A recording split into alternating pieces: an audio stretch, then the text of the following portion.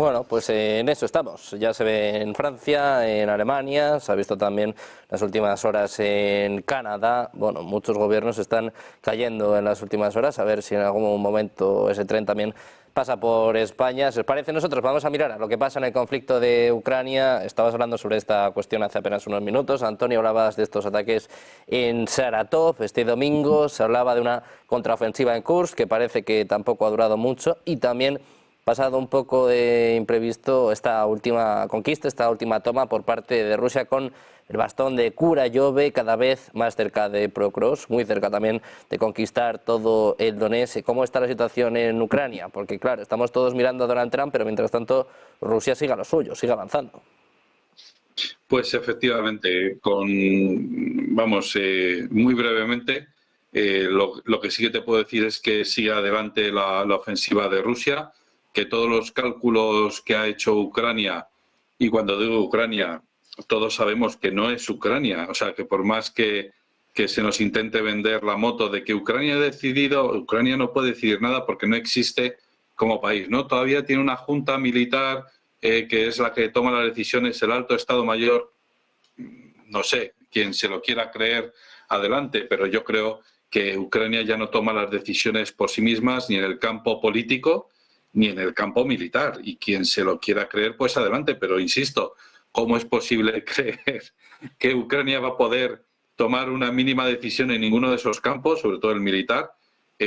No, porque como es quien pone la carne en el asador, como es quien pone la carne de jóvenes en el matadero y la picadora de carne, pues entonces al final ella es quien toma las decisiones soberanamente. Pues de acuerdo, quien quiera pensar eso, pues tiene todo mi permiso, ¿vale? Pero no es real, no puede ser real. Quien paga manda, y el que está pagando ahora mismo no es Volodymyr Zelensky. Volodymyr Zelensky es el que está cobrando grandes cheques por cada mes que permanece en la guerra. Esto, pues yo creo que es de dominio público y que no necesita mayor explicación. Decía que Ucrania, entre comillas, Ucrania cometió el error de cálculo de agosto de entrar en Kursk, como diciendo, bueno, pues de aquí van a detraer tropas de Donetsk o de Lugansk o de donde sea. Y no es así, porque la intención de Rusia, si Rusia quisiera, si Rusia fuera esa su intención, tiraría una bomba atómica o un Oreshnik o lo que sea, pero lo podría hacer perfectamente sobre el Palacio Presidencial o sobre el Parlamento, sobre la Rada Suprema, y ya está, y se acabó la historia de la guerra de Ucrania. Pero ese no es ni el interés de Rusia ni el interés de Estados Unidos. El interés de Estados Unidos y de la Unión Europea detrás, de los países de la OTAN, es intentar desgastar a Rusia. Y Rusia no tiene ningún interés de traspasar ninguna línea excesivamente o de manera, digamos, desproporcionada o de una manera alocada, demostrando irracionalidad. Ese no es su objetivo.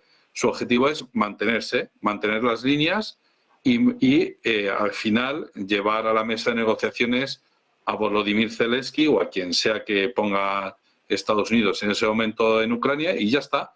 Y que acepten de buena gana y que lo pidan ellos, por favor, quedaos con esta parte de Ucrania porque así lo hemos accedido en este acuerdo de paz. Ese es el objetivo de Rusia, sentar en la mesa de negociaciones a Ucrania y que sea Ucrania la que pida, el gobierno ucraniano, el que pida, por favor, quedaos aquí y ya está. Y os tenéis que quedar con eso. Y simplemente con esto querría acabar. Es que Zelensky ya ha empezado a admitir esa posibilidad. Dice, bueno, si me dejan entrar en la OTAN, pues yo admito que Rusia se quede con esta parte del territorio. Pues efectivamente, es que esa es la intención de Rusia. Ya digo, no es tirar un Oreshnik sobre Kiev, sino que es forzar a Ucrania, al gobierno ucraniano, a sentarse en la mesa de negociaciones y mantener sus posiciones en el territorio de Ucrania que ya ha conquistado.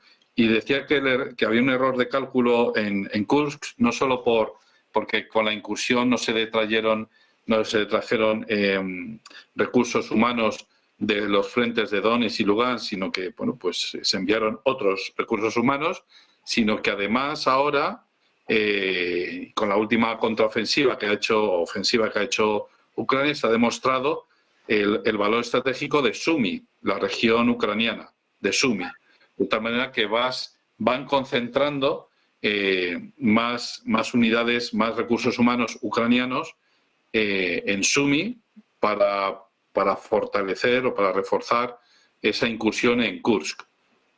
Craso error, de nuevo, craso error, y ya de verdad que con esto acabo, porque además me tengo que ir, craso error, porque eso pone todavía mucho más claro que Rusia no se va a contentar con reconquistar Kursk, sino que va a ir a por Sumy.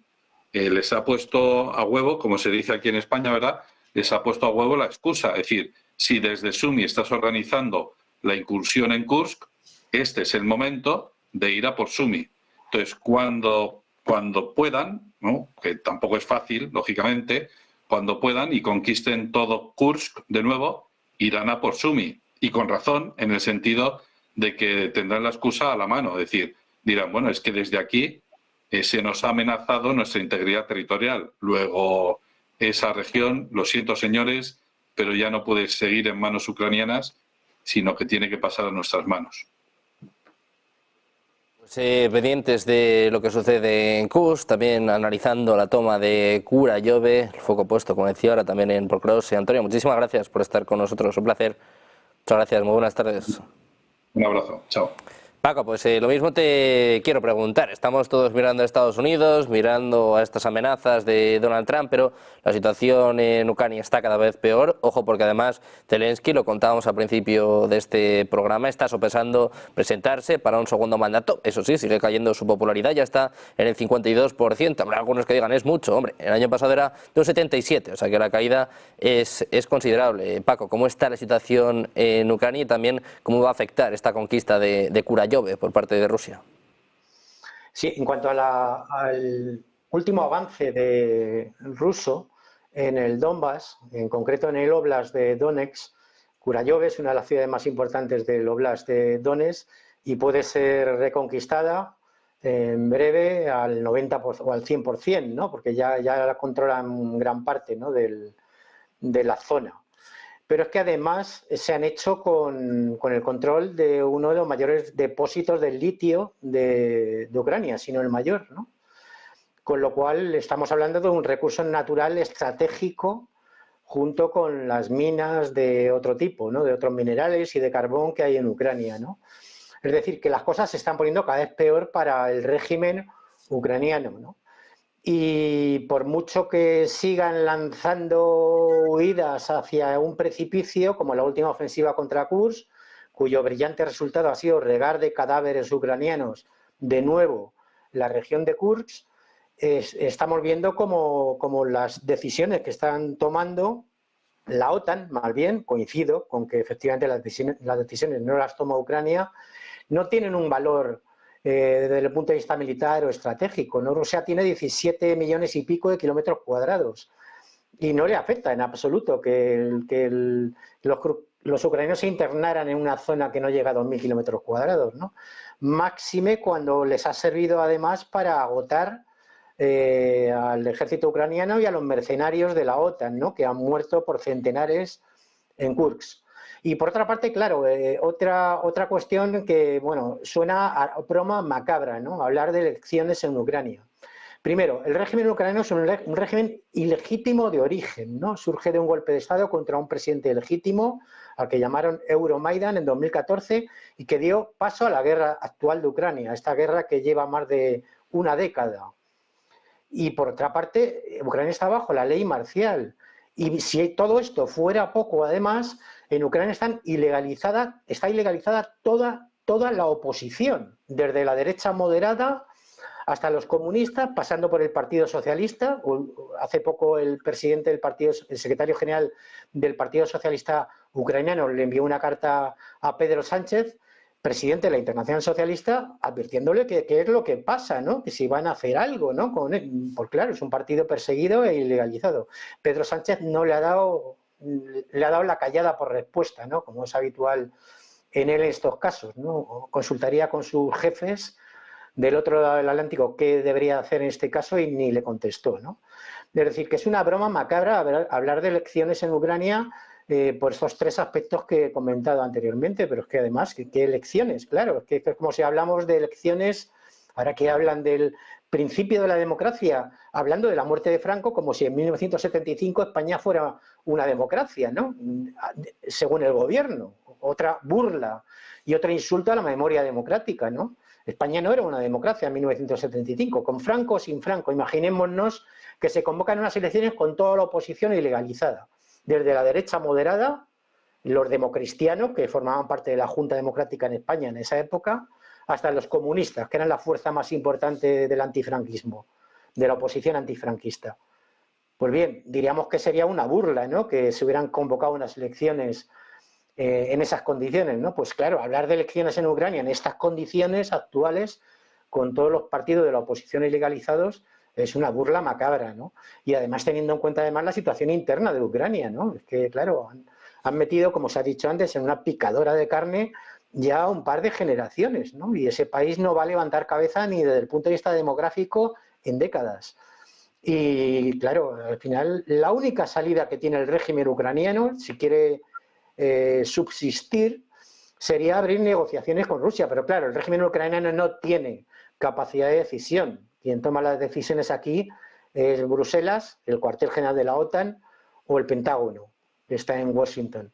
Entonces, claro, efectivamente no estamos hablando de un gobierno soberano siquiera. Y claro, otro factor que sería una burla pensar que un gobierno que ni siquiera es soberano convoque unas elecciones, ¿no?, en estas condiciones, ¿no? Muy pendientes de Ucrania, de esta ofensiva en Kursk, de la toma de Kurayove y sobre todo, bueno, pues estas últimas semanas antes de que Donald Trump llegue a la Casa Blanca. Paco, José, un placer, como siempre, teneros a los dos por aquí. Muchísimas gracias por estar con nosotros. Muchas gracias, muy buenas tardes. Gracias, Sergio.